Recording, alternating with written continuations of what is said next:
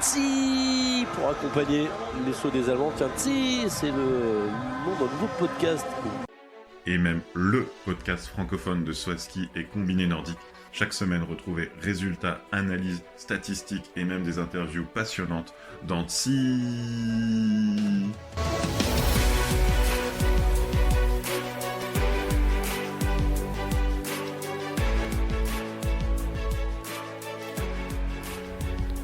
Bonsoir à tous et bienvenue pour ce deuxième épisode de notre troisième saison avec mon acolyte Akjot 120. C'est notre 71e épisode ensemble. Comment ça va, Romain ? Salut Will, ça va super bien. Comment ça peut ne pas aller après un tel week-end à Cheneuve? Et toi, comment vas-tu à la fin de cet été? Bah écoute, pareil, hein, là on sort d'un week-end à Cheneuve où on a pu voir cette superbe épreuve qu'on va débriefer entre autres aujourd'hui. Donc c'est le top de la forme. Tu nous fais un petit sommaire ? Et au cours des 2 dernières semaines, on a eu le Grand Prix d'été de combiné nordique. Donc c'est un épisode 100% combiné nordique. 3 étapes. Donc ça c'est un classique, sauf puisque les étapes elles changent toutes les années. Et on avait un début à Chaguns, donc dans le Vorarlberg autrichien, un nouveau site un peu à l'échelle internationale, suivi du classique en semaine Oberstdorf, et puis le bouquet final à Chaux-Neuve où on a passé des moments super agréables. Alors on va commencer par Chaguns. Tu sais, l'enjeu un peu des grands prix d'été, c'est de savoir quelles sont les forces en présence. Et bien, à Chaguns, la start list était pas trop mal. Il y avait les meilleurs Norvégiens, sauf Graba qui est blessé et Rieber qui fait ce qu'il veut. Et à peu près les meilleures Norvégiennes, sauf Gida Vesvold Hansen et Marie-Lena Lund qui est blessée. On avait plutôt une équipe B chez les hommes allemands et la meilleure équipe chez les femmes. Et les Autrichiens à domicile avaient sorti la meilleure équipe, à part Lamparter qui, je sais pas ce qu'il a en fait, je me suis pas renseigné. Et pareil, et après d'autres équipes, Slovénie, France, USA, tout ça, tout le monde avait les meilleures équipes. Plutôt une bonne start list. Ouais, une bonne start list. Je suis tout à fait d'accord avec toi. Si on commence par les mesdames, une victoire allemande, celle de Jenny Novak, qu'on verra être une des femmes fortes de cette tournée d'été. Elle avait gagné le saut. Elle le fera plusieurs fois cet été. Oui, c'est ça. Et puis, elle est derrière, surtout une fille qu'on n'aurait pas pensé qui serait derrière Jenny Novak, c'est Ida Marie Hagen, hein, qui a gagné le Globe l'hiver dernier. Elle est partie à 3 secondes de Novak. On aurait pensé en hiver qu'elle l'aurait bouffé en moins de 200 mètres. Et elle a fini quelques secondes derrière. Donc, une Ida Marie Hagen, soit elle n'est pas super à l'aise sur les skis roux, soit elle n'est pas très en forme. Et la troisième du podium, alors ça peut paraître une surprise, mais elle avait déjà été très très bonne l'été dernier, c'est Emma Volavček, la Slovène. Voilà, et à noter, parce que ce seront des filles qu'on reverra dans les autres compétitions, Natalia Armbruster, la jeune du Knibis qui a terminé quatrième après le deuxième temps de ski roue, et puis Lena à la 6e place avec un superbe saut, une 8e place au ski roue, donc un très bon début de saison d'été pour Lena. Oui, et la deuxième française engagée, c'était Romane Beau qui termine 20e de cette épreuve. Voilà pour pour cette première épreuve. Donc, à noter quand même qu'il y avait pas mal de compétitrices, hein, puisque il y avait 23, 4, 5, 6, 27 compétitrices, comme tu l'as dit. Donc une belle start list. Et chez les hommes, donc doublé norvégien, doublé des frères Oftebro, qui n'ont pas été bons du tout, eux, sur le tremplin, avec une 16e et une 12e place, mais qui ont tout emporté sur un ski roue ultra serré. Oui, c'est ça, un groupe de 11 qui se joue la victoire. Dans ce groupe de 11, tu l'as bien dit, alors, on n'est pas des historiens de combiné, mais est-ce qu'on a déjà vu deux frères sur un podium? Je ne sais pas, mais en tout cas, ça doit être Ben, je sympa. crois qu'on a déjà eu ces deux-là, mais après, il Ah faudrait oui, puis il y a retrouver les en frères effet. Rettenegger aussi, dans Mm, des choses un peu plus actuelles. Mais donc, et par contre, ce n'est pas Jens Luras le meilleur l'hiver qui a gagné, c'est Einar Luras, c'est ça. qui était blessé tout l'hiver dernier. Et à la troisième position, c'est l'inverse. C'était le meilleur du saut, c'est Christian Ilves, qui a quand même réussi à sauver le podium. Et dans ce groupe de 11, on retrouvait un Laurent Mullet-Thaler bien à la bagarre qui a terminé sixième. Voilà, et ce groupe de 11, donc avec les 9 meilleurs du saut, qui étaient donc accompagnés par les deux frères Oftebro. Et donc, c'est les deux frères qui ont dépassé ces 9, enfin en tout cas qui ont battu au sprint ces 9 coureurs. À noter dans ce groupe de 11, donc les frères Rettenegger qui étaient là, Thomas et Stéphane, avec une quatrième place pour Stéphane, une dixième pour Thomas. Et puis un Suisse, Pascal Muller, dont on reparlera, notamment pour ses performances au tremplin. Il n'y avait pas que Laurent à Chaguns. Il y avait Matteo Bo pour la première épreuve, donc qui termine 13e. Il a fait une remontée de 10 places, enfin de 9 places après le saut. Edgar Vallet qui est solidement dans les points, très solidement en étant 17e avec aussi une belle remontée après le saut. Et Marco Ennis qui termine 21e. Il était 13e du saut, donc c'est un résultat correct. Ce week-end de Chagoun, c'était aussi un team mixte inaugural, donc avec les équipes qu'on a un peu décrites. Et alors maintenant qu'on en a parlé, c'est peut-être un peu moins une surprise, mais c'est quand même la Slovénie qui a gagné, avec une super Volavchek qui a volé sur les skis-roues, et un Kasper Brechel qui a réussi à conclure quand même pour la victoire. Donc grosse perf slovène. Et je me demande, hein, après là je me pose la question en direct, alors là on est sur du Slovaque, mais Hector Kasputic qui a terminé 39e, est-ce que c'est pas un sauteur à ski? Ben, ça doit être un combiné sauteur à ski du coup. Bah C'est oui, vrai oui, qu'on le mais voit je Ouais, me ouais, c'est demande vrai. si est-ce que ce serait le même? Parce qu'il me dit quelque chose, hein, né en 2007, là, on se renseignera Oui, oui, c'est le même. Il y en a si qu'un. c'est le même. Hein. Enfin, il y a deux frères, hein. Il y a un frère et une sœur, Kasputikova, qui étaient là et qui ont tous les deux marqué des points. Alors eux, ils ont vraiment exploité au maximum les absents. Et donc, ça leur offre des tickets Coupe du Monde pour tout l'hiver qui arrive. Voilà, donc il y avait chez les hommes donc 45 participants, 42 pour le ski roue avec Franz Josef Röhr, le 10e du saut qui n'a pas pris part, et notamment Jacob Lange, 37e du saut. Donc voilà, une belle compétition en tout cas très serrée et qui clôturait ce week-end de Chaguns qui donc a vu deux épreuves tout à fait intéressantes. Deuxième étape de ce Summer Grand Prix, on partait à un endroit qu'on connaît bien puisque on allait en Allemagne à Oberstdorf. Mais Oberstdorf, la meilleure start list des trois étapes. C'était l'épreuve du milieu. Donc, en fait, ceux qui étaient à Chaguns sont restés. Et il y a eu des nouveaux arrivants. Donc, toute la meilleure équipe masculine d'Allemagne. Les Finlandais, hommes et femmes, sont arrivés. Donc, les États-Unis sont arrivés. On a retrouvé aussi les Tchèques. Donc, c'est là où on a eu le plus de classés. Et c'est là où il y avait vraiment la plus grosse densité. Quand on verra les top 10, c'était les top 10, là, pour le coup, dignes de Coupe du Monde.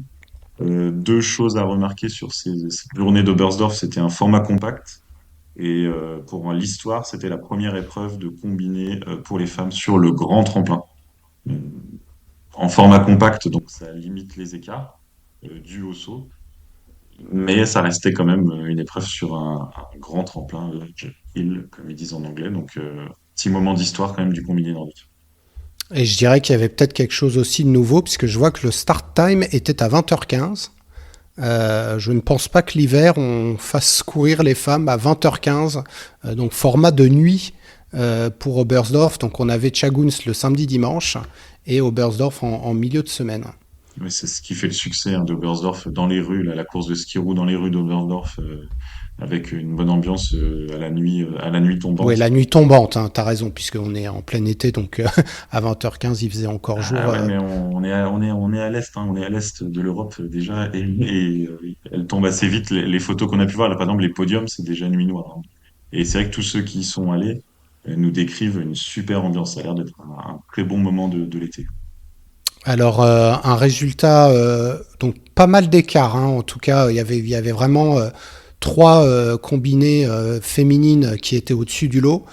Ida Marie Hagen qui avait fait un super saut, hein, quatrième. Si elle refait ça cet hiver, ça va être banco. Et là, elle avait retrouvé sa force sur les skis roux puisque elle a pu. Alors là, elle avait 13 secondes d'avance sur Jenny Novak. Elle a gardé 18 à l'arrivée. Elle en avait 19 sur un Brewster. Elle a perdu un peu sur un Brewster, mais on a retrouvé Ida Marie probablement à peut-être pas son meilleur niveau, mais en tout cas mieux qu'à Chaguns. Oui, c'est ça. Même si c'est Armbruster qui a le meilleur temps de ski et qui prend la deuxième place. Et donc, tu l'as dit, Yeni Novak, qui, grâce aussi à un bon temps de ski, termine troisième. Et Volavchek, qui était sur le podium à Chaguns, qui est quatrième. Donc là, on retrouve les quatre femmes les plus fortes. Et à la cinquième position, une dont on reparlera, c'est Minja Koronen, qui donc arrivait sur cette épreuve, la finlandaise, devant Svenja Wurth, qui a gagné le saut, donc ça vaut le coup de la mentionner. Et la septième position pour Lena Brocard, sur ce format compact, c'est un peu plus dur aussi, un peu de lire des fois les temps de ski, parce que s'il y a des effets de groupe, était neuvième, entre guillemets, seulement du saut, et elle a remonté à la septième place. Voilà, et à noter quand même deux non-départs sur le ski roue d'athlètes qui avaient fait un très beau saut.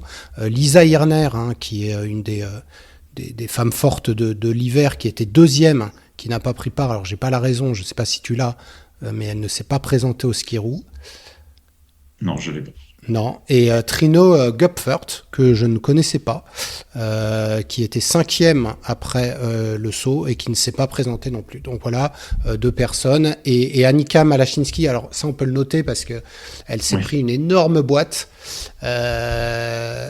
qui l'a emmenée à l'hôpital. On a vu des nouvelles hein, sur son compte Instagram où elle s'est fait vraiment peur comme étant la première sauteuse à tomber, je crois, sur un grand tremplin. en tout cas, oui, en compétition, mais ça n'avait rien à voir avec le tremplin, ni même comment dire, la gestion technique du tremplin. C'est sa fixation qui a lâché en l'air, donc on le voit parfois, malheureusement. Rien à voir du coup avec la technique de saut, et elle a tourné, et elle est bien tombée hein, dans sa chute, mais elle est vraiment en l'air. Hein. Ça se passe après peut-être une seconde de vol, Mm. et hôpital pour observation, mais pas de bobo, pas de fracture et tout ça, mais ouais, un saut, enfin du coup une chute qu'on n'aime pas voir, c'est clair. Ouais, plus de peur que de mal pour Annika Malachinski et, et son frère, hein, qui d'ailleurs devait être, je sais pas s'il avait fait le... Si, il était là aussi, donc lui aussi a dû, a dû avoir peur en attendant de sauter. Chez les hommes, victoire de probablement, hein, on va le dire, le meilleur combinard actuellement, hein, avec l'absence de Lamparter, avec l'absence de Rieber, avec l'absence de Geiger, c'est Johannes Rudzeck, qui a été impérial sur les skis roux, malgré sa septième place au saut et qui remporte la compétition masculine. Ouais, c'est ça, un Rizek à domicile, faudrait qu'on regarde les stats, mais qui gagne quand même très souvent au Beursdorf l'été, et un Rizek plein de motivation. C'est pas la dernière fois que vous l'entendez dans ce podcast. Et devant Ilves, donc qui continue sa bonne forme, toujours très très fort au tremplin, Ilves. Et en troisième position, bah, ton nouvel ami, hein, on va le dire, Mm. David Marr, que tu as eu l'occasion de rencontrer à Chaux-Neuve et qui fait un podium pour sa première épreuve de ce Grand Prix. Voilà, et à noter Ilves, hein, deuxième après le saut, battu par Thomas Rettenegger, qui est probablement le meilleur des deux frères au saut. Son frère étant meilleur en ski et meilleur au global, hein, selon moi. Stéphane, d'ailleurs, il a terminé plus haut que lui sur le podium, je crois, de la Coupe du Monde l'hiver. C'était Thomas qui avait gagné le saut, mais qui était trop court en ski roue. Le 23e temps, il termine que 5e. Tu l'as dit, David Marr à la 3e place, Steverance Weber 4e. Une nouvelle fois, Laurent Muletaler, qui est le meilleur français avec une 7e place. Une nouvelle fois, un très bon temps de ski roue. Il n'était pas tout seul, lui non plus. Tu vas me les retrouver, c'était Oui, plus alors Matteo compliqué. Bo, ouais, c'est la preuve avec les résultats les moins bons, on va dire, de résultats global d'équipe. Matteo 26e, il était 37e du saut. Edgar Vallet 28e, il a quand même remonté, il était 36e du saut. Et Marco qui fait 29e en étant parti 28e, donc il a quasiment gardé sa place. On peut dire aussi que les frères Oftebro, qui étaient toujours là, bah, tu vois, on les a pas encore cités parce que là, c'était du grand tremplin et c'est quand même pas les meilleurs sauteurs et ils ont un peu disparu de tout devant, quoi. Voilà, alors après à noter que certes c'était grand tremplin, mais comme c'était un compact, les écarts étaient réduits. Mais malgré cela, aussi bien Jens Luras à la 9e place que Ilkka Erola à la 10e ou Heiner Luras à la 16e, comme tu l'as dit, n'ont pas réussi. Le deuxième temps de skiroo à noter pour Jacob Lange, qui n'avait pas pris part au skiroo de Chaguns, hein, qui a dû s'en vouloir s'il n'était pas blessé, mais lui aussi une 31e place au saut, c'est complètement rédhibitoire. Il termine à la 14e place.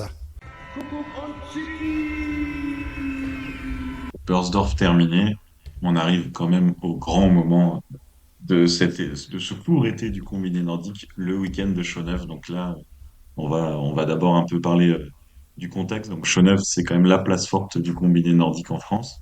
Sauf que ça faisait depuis 2019 qu'il n'y avait pas eu d'épreuve internationale pour les diverses raisons qu'on a déjà pu citer dans les podcasts hivernaux.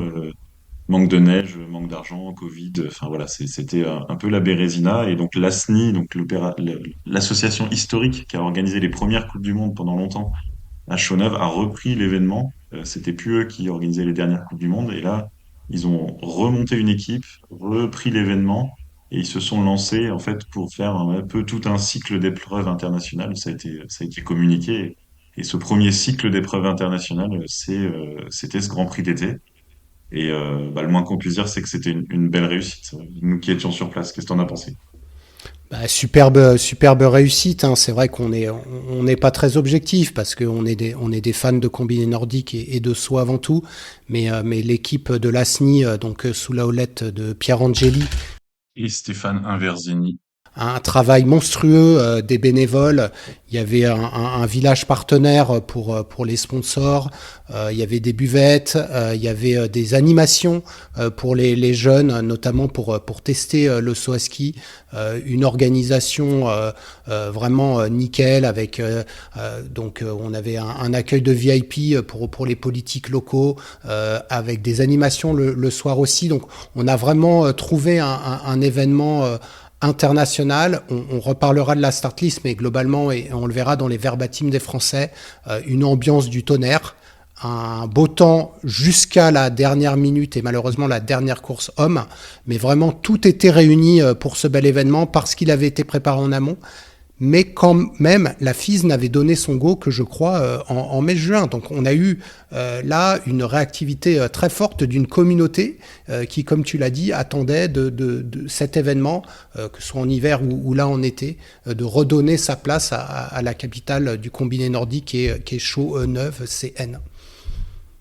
Oui, c'est N combiné nordique. Chauneuf, ouais, c'était beau. Et je devrais même dire Chauneuf, hein, parce que là-bas, on dit pas Chaux-Neuve. Chauneuf, hein, Chauneuf. On a bien écouté Vital Panier, le speaker, pendant tout le week-end. Et c'est comme ça qu'on devrait dire. C'est vrai que ouais, voilà, on est un peu bon, pas très objectif non plus, hein. Il y a des liens humains qui se tissent, mais voilà, c'était un week-end et je pense que ne serait-ce qu'en écoutant, comme tu as dit, les sportifs, y compris internationaux, c'était une réussite. Côté justement sportif, nos amis norvégiens, ils nous ont fait un sale coup, hein. Ils sont repartis à la maison. La meilleure équipe, on va dire, ceux qui étaient Oui, présents. oui, parce qu'on va quand même pas dénigrer l'équipe B qui s'est présentée avec Non, notamment mais un premier remerciement pour Espen Andersen qui m'a adressé deux, trois mots pour un interview dans la raquette. Mais il y avait une équipe norvégienne, mais ce n'était pas les Norvégiens qu'on a mentionnés, notamment les frères Oftebro. Rieber ne s'était pas déplacé à Chaguns à Oberstdorf. Mais voilà, petite déception et aussi déception chez les femmes puisque Ida Marie Hagen n'est pas venue alors qu'elle ouais, c'est était ça. en passe potentiellement de remporter le Grand Prix. Donc petit coup de gueule parce que on se dit qu'il y a peu d'épreuves l'été et que c'est quand même important pour l'image du combiné nordique que les meilleurs athlètes viennent se défier sur toutes les épreuves. Voilà. Après, on n'a pas les fins mots, mais Ouais, voilà, bon, on a un peu discuté et on se dit, on nous explique que pour finalement 10 jours d'épreuve, c'est quasiment 3 semaines d'entraînement qui sont modifiées parce que la semaine d'avant, il faut décharger un peu, la semaine d'après, reposer un peu. Bon, ça se comprend aussi, mais c'est une discipline qui a besoin d'exposition. On connaît on connaît les menaces du CIO et voilà. Rieber, en plus, le pire, par exemple, c'est qu'il était à Chaguns, hein. il y avait le body scan pour l'hiver. Ah, oui, Donc exactement, ouais. il est allé à Chagoons, mais il n'a pas concouru. Bon, c'est comme ça. En tout cas, ceux qui étaient présents étaient motivés. Les Autrichiens ils ne sont pas venus les meilleurs Autrichiens, les Retteniger par exemple, mais il y avait une équipe d'Autriche. Et puis il y avait 8 Français engagés. Et finalement, en tout cas, je pense qu'en termes de public, qu'il y ait Rieber ou non, ça n'a pas fait venir une personne de plus ou de moins, tu vois. Le public, c'est des publics fidèles du comité nordique et qui sont venus voir quand même pour l'essentiel des Français. Et je pense que de ce point de vue-là, ils ont été servis. Exactement, hein. On a eu quand même une très très grosse équipe d'Allemagne, hein. Ça a été un peu le mano à mano entre les Français et les Allemands, on le verra.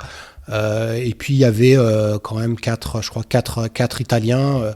On a eu des Slovaques, des Tchèques, il y avait deux Ukrainiens. Donc ça a quand même permis aussi à des compétiteurs.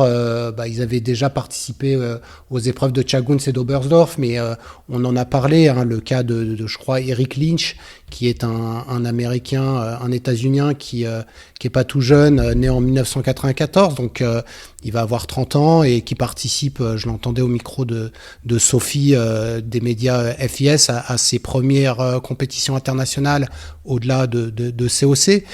Donc voilà, je dirais des personnes comme ça qui avaient la niaque et c'est ça aussi qui a été intéressant à voir. C'est le combiné nordique, c'est pas que Jarl Magnus Rieber et clairement il n'a manqué à personne pendant l'été, hormis peut-être à la FIS en elle-même pour le fait qu'il représente le meilleur combinard actuellement. Mais ça n'a pas du tout, en tout cas, eu d'impact sur l'épreuve. Et notamment si on prend maintenant le samedi, donc on avait commencé par les femmes qui avaient le samedi un tour de moins à faire sur les skirous que le dimanche, donc 5 km de skirou. Et c'est Jenny Novak, hein, qui a quand même créé la surprise en l'emportant en l'absence de Marie Hagen, mais c'est vrai qu'on aurait pu attendre Nathalie Armbruster, mais qui n'a fait que 10e du saut, donc Jenny Novak qui remporte l'épreuve du samedi. Oui, alors 4 km, je te corrige, c'était des bouts de Oui, 2 km dans les rues de Chonève qui passaient la rue principale, le lotissement de la pierre insolite, pour être exact, une descente de la mort, une grande descente avec un virage à angle droit. Et c'est là on voit aussi que hommes et femmes, c'est des artistes hein, sur les skis-roues. Je sais pas si vous qui nous écoutez, vous êtes déjà montés sur des skis-roues, mais j'envisagerais pas une seule seconde de me lancer dans une descente pareille, même avec des gros matelas en bas. Et donc, respect à tous les athlètes d'être déjà aussi des artistes sur les skis. Et donc, voilà, Yeni Novak, elle a été forte, hein, elle gagne de 20 secondes hein, sur 4 km, c'est quand même beaucoup. Volavchek, qui est très forte sur les skis roues, elle est remontée à la deuxième place. Et donc, Minja Koronen, qui a capitalisé sur son très bon saut. Troisième du saut, qui est resté sur le podium. Et quatrième place pour Svenja Voort, donc, qui a gagné la plupart des sauts du week-end et on la connaît, hein, elle recule en ski de fond ou ski roue, mais là, sur un 4 km, elle a réussi à garder la quatrième place. voilà, et Lena Brocard donc termine à la 6e place. Lena qui a parlé au micro de la FIS et qui a dit que elle était ravie, en tout cas, d'avoir passé ces 2 semaines au Grand Prix d'été, qu'elle était heureuse de remettre un dossard qui lui permettait de valider en tout cas le travail qu'elle avait fait cet été. Elle a trouvé qu'au tremplin, elle avait fait des choses intéressantes, mais qu'elle avait aussi des points à améliorer et le ski roue lui a permis en tout cas de se mesurer à ses adversaires, d'avoir de la confrontation. Et en tout cas, elle le dit, hein, elle va garder longtemps dans sa mémoire les souvenirs de Chaux-Neuve. Lena, d'ailleurs, une athlète très très abordable hein, qui nous a parlé même dans ses moments de récupération sur ski roue. Donc bravo à Lena qui a été acclamée par le public de Chaux-Neuve. Il y avait d'autres Françaises hein, qui étaient là, notamment Romane. Oui, Roman Bo, alors maintenant, on s'habitue presque depuis Trondheim la saison dernière, l'hiver, à la voir, mais n'oublions pas qu'elle est encore très jeune, hein. Elle est née en 2006 et elle fait un très bon saut. Elle fait sixième là, le samedi et elle garde une 11e place, donc un très bon résultat. Et l'autre française engagée, c'était la plus jeune de la start list, née en 2008, c'est Marion Drose Vincent, qui prend une belle 14e place en ayant été 12e du saut. C'était son premier Grand Prix d'été, donc on va dire sa première compétition niveau Coupe du Monde. Exactement, un super résultat aussi pour Marion, comme tu l'as dit, qui était la plus jeune. Les femmes ont eu la chance, en tout cas, chance ou malchance, parce que quand même la partie ski-roue du dimanche s'est déroulée pour partie sous la pluie et c'était dangereux, hein. On a vu certaines filles se mettre par terre. Et là, c'est Nathalie Armbruster qui a remporté la compétition, une compétition un peu plus longue donc sur les skis roues. C'était 6 kilomètres du coup. C'est ça, c'était 3 tours, 6 kilomètres, Voilà. et c'était un compact. Donc, un Brewster, déjà, elle sort son meilleur saut de tout le Grand Prix. Elle est quatrième. Et en plus, avec les écarts du compact, elle part assez proche de la tête et elle est très forte sur les skis roues. Mais on a eu une magnifique course, hein, parce que dans la bosse du dernier tour, on a Armbruster, Volavchek qui est remonté de la huitième place et Novak ensemble.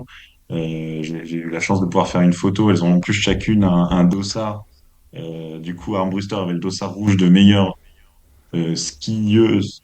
On avait Novak qui était maillot jaune à ce moment-là et Volavchek qui avait le dossard classique bleu. Ce qui fait qu'on avait 3 couleurs différentes pour la victoire. C'était très esthétique. Et donc, Armbruster, Volavchek, Novak, c'était en l'absence de Marie Hagen. Enfin, c'était les quatre avec Ida Marie Hagen. Et donc, c'était les trois présentes qui étaient clairement au-dessus du lot pendant tout ce Grand Prix d'été.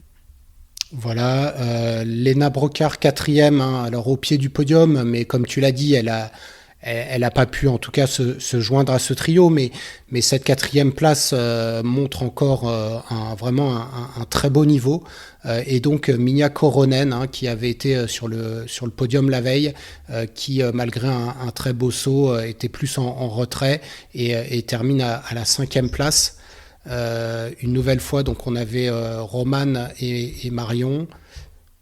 Marion, elle termine 13e. Elle était 10e du saut, donc elle termine quand même encore dans le peloton, on va dire. C'était une très belle course de fond, j'allais dire, de ski roue. Et Roman, qui avait été un petit peu moins classé, mais il a bien classé que la veille en saut, 11e, termine 17e. Elle a clôturé la course. C'était une course difficile, un enchaînement aussi pour Roman. C'était la fin d'un gros enchaînement. Exactement. Svenja Wurt, qui, je pense, est tombée parce que Oui, c'est on ça. l'a vu partir. On a des photos, donc elle est tombée sûrement à la fin, hein. Une énorme averse dans le dernier tour.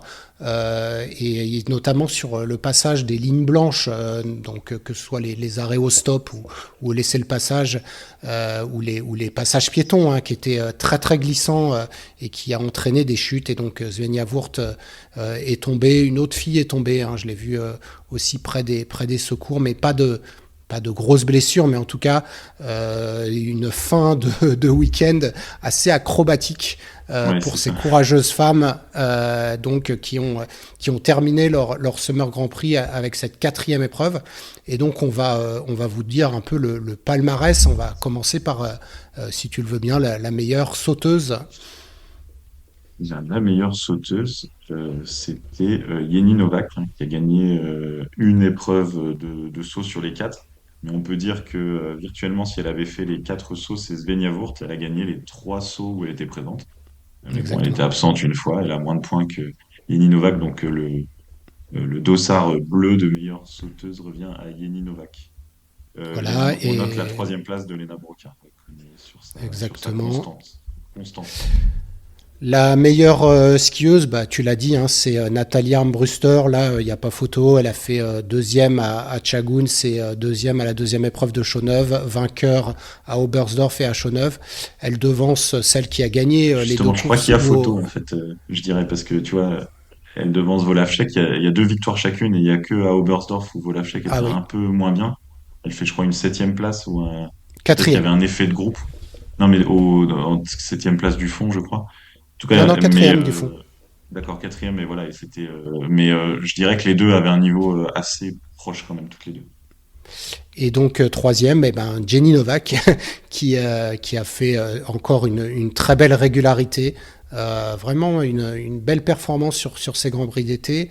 On a mentionné donc Lena qui a terminé sixième, là aussi, hein, faire une aussi bonne performance en saut et en fond, c'est vraiment de très bon augure pour cet hiver. Et on avait donc deux classements de Grand Prix d'été. Un qui était le classement officiel, où on ne prend que les compétitrices qui avaient fait les 4 épreuves. Et puis un qui était moins officiel, qui n'a pas d'impact, en tout cas chez les femmes, mais celui où on ne prend que les résultats classiques, comme en Coupe du Monde. Oui, c'est ça. Alors, chez les femmes, ça a moins de retentissement que chez les hommes, on le verra tout à l'heure, parce que les quatre premières ont participé aux 4 épreuves. Donc, ça, c'est chouette. Et donc, Yeni Novak est la vainqueur du Grand Prix d'été 2024, devant Emma Volavchek, 30 points derrière, et Nathalie Armbruster. Et Lena Brocard, sans podium, mais par sa constance, fait quatrième de ce Grand Prix d'été, en ayant elle aussi participé partout. Et justement, voilà, la cinquième, entre guillemets, c'est Minja Koronen, mais elle est rayée des tablettes parce qu'elle a manqué Chaguns. Et Ida Marie Hagen, elle est sixième en ayant participé qu'à 2 des 4 épreuves. Voilà, Ida Maria-Hagen, donc non présente à Chaux-Neuve, qui avait 190 points après Oberstdorf, qui était donc en tête de ce Grand Prix d'été et qui n'est pas venu en France et qui donc a été rayé. Donc belle victoire de Jenny Novak, et on va donner le classement de Romane et de Marion. Alors Romane, elle, n'est pas venue à Oberstdorf, donc elle n'est classée que dans le classement général annexe. Elle est 19e, et Marion, donc qui n'avait pas été sélectionnée, en tout cas n'avait pas le quota pour, ou je ne sais pas pourquoi elle n'est pas allée à Chaguns, avec ses 14e et 13e places. Elle termine à 22e place, donc très bon augure pour probablement la Coupe continentale pour Marion cette année. Les FESA, les ex Au moins les FESA. il y en a plein qui vont s'enchaîner cet automne. Et elle devrait pouvoir bien figurer avec ses performances qu'on a pu voir ce week-end. Donc voilà pour ces dames.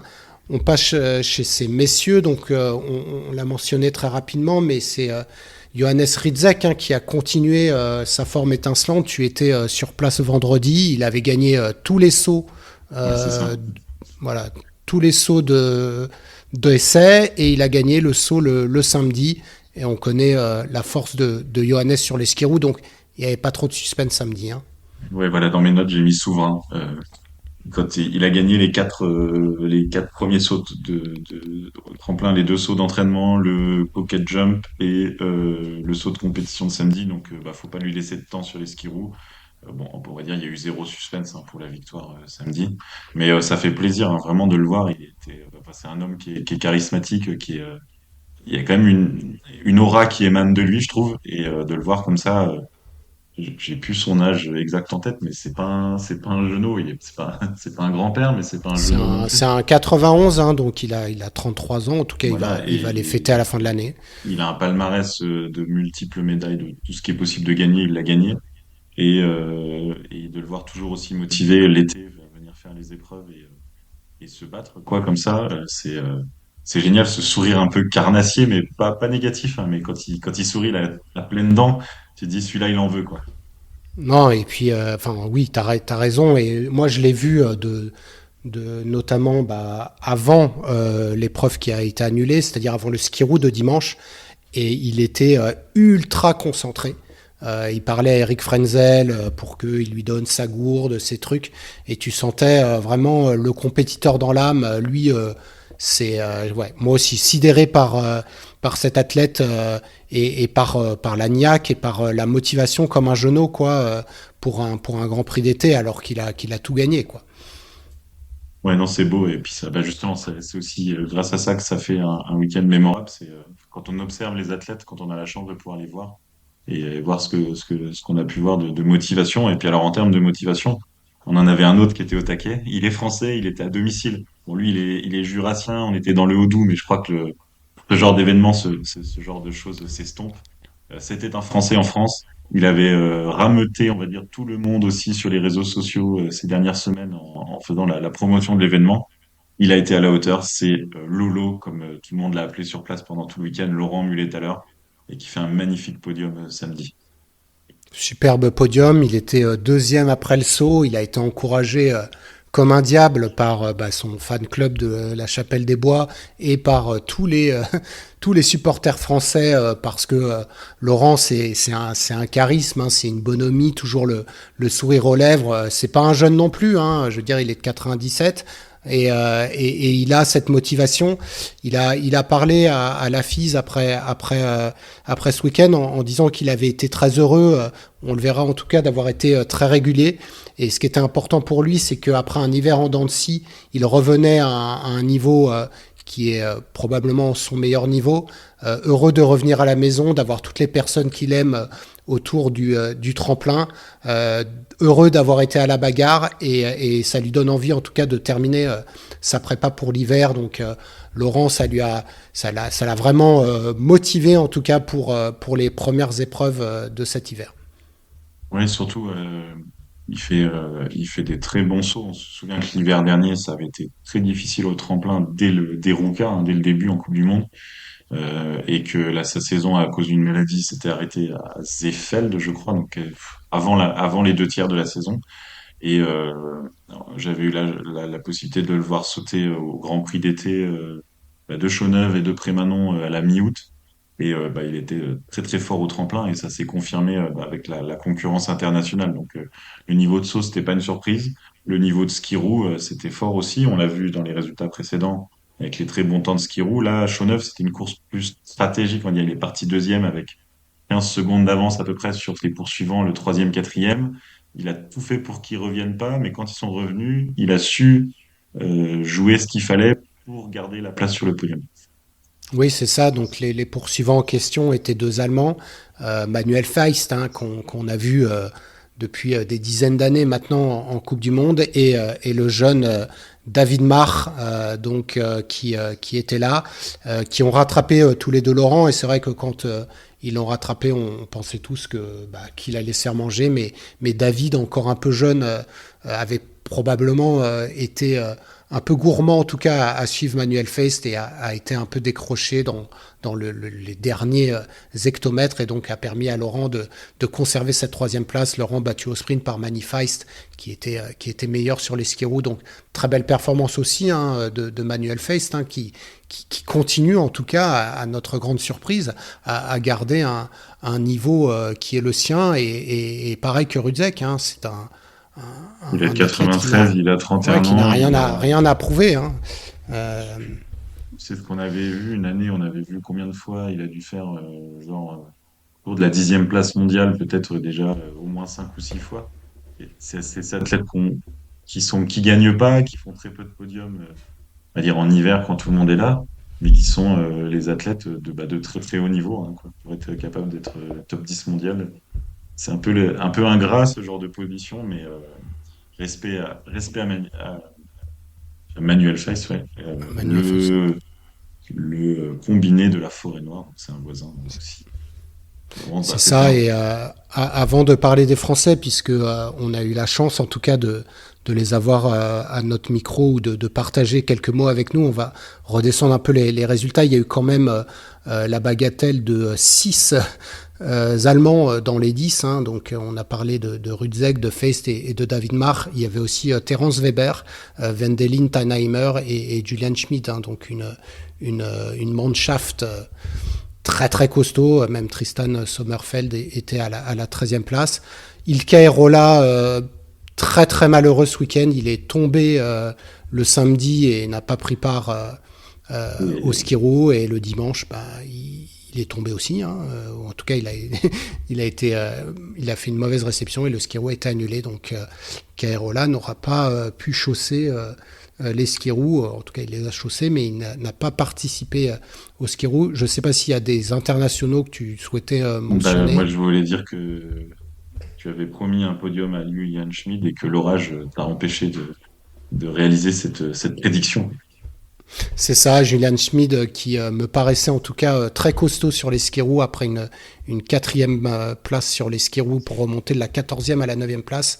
Je ne sais plus ce qu'il avait fait au saut, mais c'est vrai que je pensais que Schmid pouvait rejoindre ses compères allemands dans le haut du classement. Mais là aussi, hein, intéressant de voir Julian qui a fait une saison compliquée la saison dernière, mais qui était en passe de gagner le Globe il y a 2 saisons face à Lamparter, hein, je crois, lorsque Rieber nous faisait, de l'alternatif.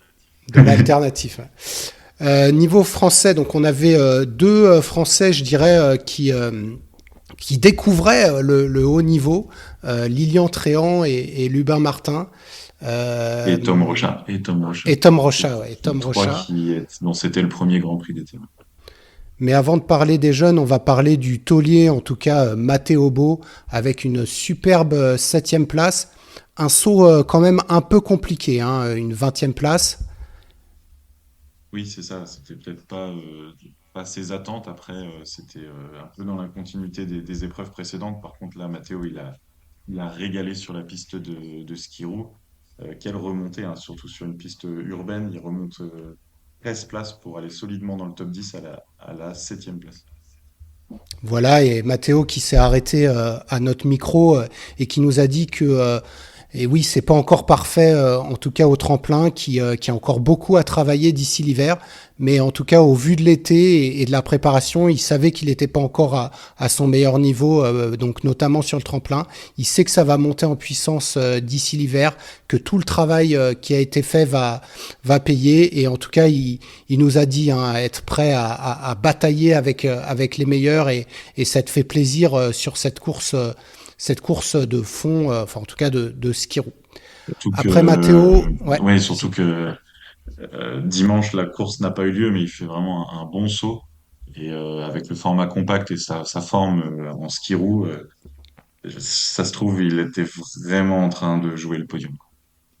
voilà, et puis juste après, donc Lolo et Matteo, donc les plus expérimentés, on va dire, on a trouvé les 2 genoux, hein, Tom et Edgar, hein, Tom et Edgar qui ont fait exactement les mêmes points, en tout cas la même place au saut, avec une 17e place, donc ils sont partis en même temps, et Tom Rochat une 3e place au ski roue, Edgar Vallée une 5e place. Tous les deux aussi nous ont dit quelques mots. Du côté d'Edgar, il était content, hein, en tout cas. Il s'est vraiment fait mal sur les skis roues, très fatigué le samedi sous une chaleur accablante. Et puis, et pour Tom, lui, nous a parlé de l'ambiance, du fait de prendre du plaisir avant tout, donc pour ces néophytes du combiné nordique à ce niveau-là. Oui, alors Tom, oui, voilà, Edgar, il est finalement, Edgar, il est de 2000, donc il est plus âgé même que Matteo Bo. Mais c'est vrai que les saisons dernières, au moins la saison dernière, il était en COC, donc là, c'est une belle occasion de s'exprimer au plus haut niveau, et il a été solidement dans les points sur tout le Grand Prix d'été. Donc c'est performance intéressante. Je pense qu'on aura l'occasion d'en reparler des quotas peut-être dans un podcast suivant, qui seront les Français en Coupe du Monde à Ruka. Mais là, Edgar a marqué des points effectivement sur ce Grand Prix d'été. Voilà, et le tir groupé continuait avec la 14e place de Gaël Blondeau, 21e sur le tremplin, donc un peu en retrait, 10e sur les skis roux. Gaël Blondeau qui lui aussi s'est arrêté à mon micro, qui lui disait qu'il était vraiment bien sur cette épreuve, avec un public qui était en feu, heureux d'avoir tous les copains à la maison qui se sont donnés à fond dans le public. Ah bah, Et c'est vrai qu'il a été très très acclamé. c'est ça, écoute, Gaël Blondeau. Franchement, c'était génial, Voilà. quoi, une ambiance comme ça. Et il y avait la montée Blondeau avec Gaël écrit à la peinture dans le village. Franchement, les ambiances un peu qui s'imposent maintenant dans enfin voilà, on a vu les JO cet été à Paris. Voilà, les virages, ça a commencé virage Pinot, virage Bardet et tout. Et je crois que, je sais pas, je trouve, depuis 2 3 ans, l'ambiance en France sur les événements sportifs ne fait que monter. Et je trouve que importer des choses comme ça, vraiment de supporters, de pur supporterisme, c'est vraiment génial, et ça contribue au ressenti ultra positif quand on est sur place, quoi. Exactement. Suivi après Gaël Blondeau, on avait Marco Ennis, donc 17e avec une 15e place au tremplin, une 18e sur les skis roux. Marco qui malheureusement a pas eu des conditions très bonne, hein, quasiment du vent de face le samedi, mais qui n'était pas déçu parce que il y avait plein de monde autour à la maison pour lui. Il a pris vraiment tout le positif de cette ambiance. Il disait, bah oui, les conditions étaient pas là, elles seront là demain. Il avait quelques reproches à faire sur les basiques de son saut, mais on voyait un Marco en tout cas qui souhaitait progresser et qui allait de l'avant. Donc quand même une belle performance pour lui. Ouais, une grosse Ouais. bataille aussi hein, sur les skis-roues.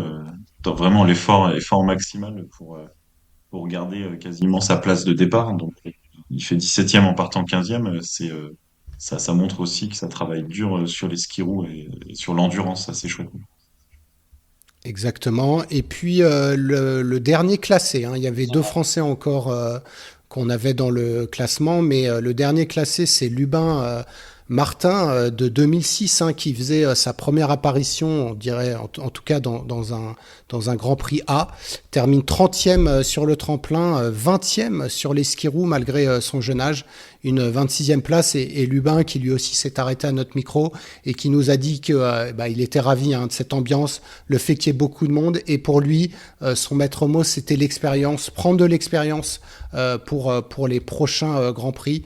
Une belle performance hein, quand même pour Lubin. Oui, c'est clair. Alors, je peux regarder, mais 2006 chez les hommes, il doit vraiment pas être loin d'être le plus jeune de la start list. Et puis, on sait que Lubin, c'est un très très bon fondeur.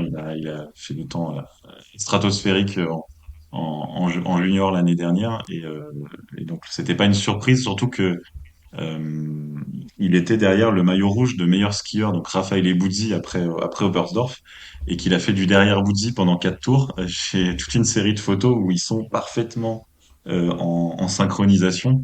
Il a profité, c'est un grand mot, hein, parce qu'il faut être capable de suivre. Hein. Donc il a été capable de suivre le meilleur skieur après deux épreuves du Grand Prix pendant 4 tours enfin même plus de 4 tours et demi sur 5. Donc gros niveau de ski roue et puis bah avec le travail, l'expérience qui monte au tremplin, c'est ultra prometteur. Voilà, c'était en effet le plus jeune. Il y avait un autre 2006, un Polonais qui a terminé dernier, Kasper Jarjabek. Et le troisième plus jeune, c'était Lilian Tréant de l'Olympique Mont d'Or. Qui, alors lui, on lui a parlé le dimanche, puisque la veille, malheureusement, il a été disqualifié en bas du tremplin pour la combi. Hein, donc il a fait le saut.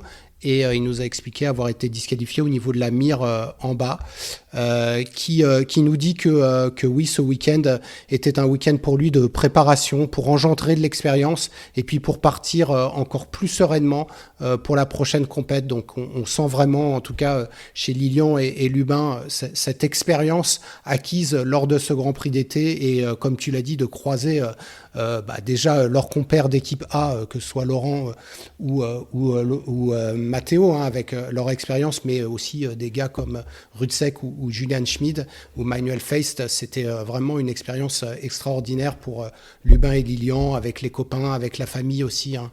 Toutes les familles de ces sauteurs hein, qui nous parlent aussi quand on est au tremplin. Des gens super sympas, très ouverts. Donc on les salue aussi dans ce podcast et notamment les parents de Lubin. Ouais.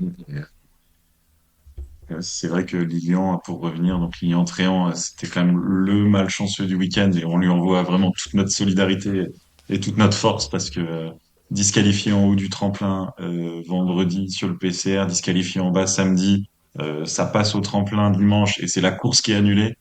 Il y a de quoi en avoir gros sur la patate, donc vraiment, voilà, il y a pas de, c'est pas une malédiction, c'était pas un bon week-end de ce point de vue-là, mais il y aura des jours meilleurs et on va continuer à t'encourager, Lilian, si tu nous écoutes. Exactement, et donc on remercie vraiment tous ces Français hein, qui se sont arrêtés au micro, qui ont posé pour les photos, les nôtres, celles de Nordic Focus ou de la FISE. Je voulais aussi remercier les compétiteurs internationaux, alors je peux pas tous vous les passer, on en a mis sur notre Instagram, mais Lucas Greiderer, Florian Kolb, Christian Sommerfeld, Jiri Kovalinka, Vid Vronik, Espen Andersen, Julian Schmidt se sont arrêtés à notre micro, David Marr, Ilka Erola, Johannes Rugzek, Manuel Feist nous ont même signé des autographes. Donc merci à tous ces athlètes qui montrent que le combiné nordique, c'est un sport très ouvert avec des gars qui se prennent pas la tête et qui sont là aussi pour le public et qui vous parleraient comme vos meilleurs amis après une épreuve. Donc merci à tous ces sauteurs et ces sauteuses aussi de leur disponibilité. Nos auditeurs, attendez-vous à entendre parler de Jiří Kovalinka tout l'hiver, parce que entre Will et lui, il y a vraiment un lien qui s'est créé ce week-end et C'est une ça. complicité. Vous saurez que Si est à l'origine du premier top 15 en Grand Prix d'été de Jiří Kovalinka grâce à l'interview de motivation de Will. Donc ça, c'est aussi des bons souvenirs qu'on ramène et puis des complicités qui se créent. Donc ça, c'est vraiment c'est génial, quoi. Exactement. Donc voilà, j'espère qu'à nous écouter, ça vous aura donné envie d'aller au tremplin. La prochaine occasion, alors c'est pas pour du combiné nordique, mais normalement c'est pour une coupe Alpen. Là, on parle au niveau international, hein, une coupe Alpen à Chaux-Neuve en janvier, tu m'as dit, hein, c'est du C'est le... combiné du saut Non, normalement, c'est les deux. Non, bah, que du saut. j'ai vu que du saut pour l'instant, mais on Bon, confirmera auprès de ça, l'organisation. De toute voilà. façon, on relaiera les communications. Ça, c'est vrai qu'à Chaudeneuve, Exactement. Et puis on a le SAMC, hein, notamment à Autran, à Gérardmer, à La Bresse, voilà, à Aberpoche, donc ou Chamonix, toutes les destinations. N'hésitez pas à aller encourager les jeunes qui seront les Mathéo Beau de demain, les Tom Rochal et Edgar Vallet. Parce que c'est ça qui leur donne la force de continuer leur sport. C'est pas évident. Il faut faire des sacrifices et on voit que notamment on a donné l'exemple de Johannes Rudzeck. C'est une passion avant tout, avant d'être leur métier. c'est magnifique, franchement. J'ai une larme aux yeux en t'écoutant et c'est à peine ironique. C'est exactement ça. Et en tout cas, côté du combiné nordique international, il va y avoir donc 4 FESA Cup pendant cet automne, 4 week-ends complets. Donc on va retrouver notamment, je pense, au moins Lubin, possiblement Lilian, et puis les autres jeunes français, Luc Balland par exemple, qui était ouvreur tout le week-end. Vous aurez des petits express certainement sur les réseaux sociaux pour débriefer ces week-ends. Et puis l'hiver, c'est dans 3 mois. C'est le 28 novembre.